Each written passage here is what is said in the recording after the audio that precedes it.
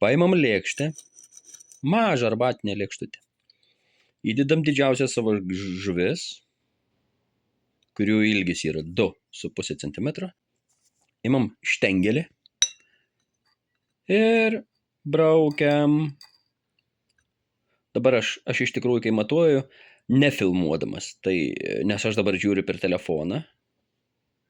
Matuojami yra 2 ilgiai, nuo galvos iki uodegos galą, ta prasme su peleku, tai yra total length, ir nuo galvos iki nuo nosios, ne? Iki peleką kamieną, be peleką. Čia normalus žuvies ilgis. Tai 2 šitie patinai yra mano visų laikų rekordininkai. Va šitas ir šitas. Jie viršijo anksčiau turėtą mano didžiausią patiną.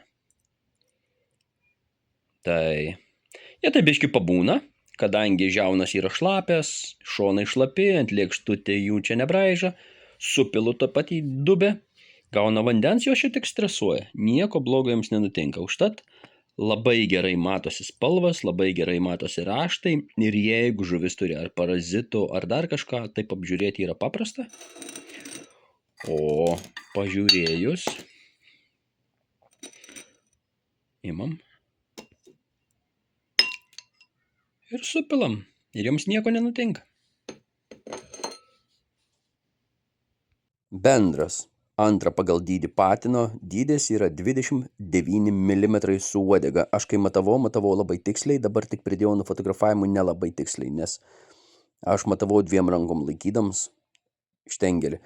O didžiausia yra 29,5. Bendras ilgis su uodega nuo lūpos galą. Aš matuodams buvau pridėjęs labai tiksliai, fotografuodams nėra tikslu. Be uodegos yra 25,5 mm.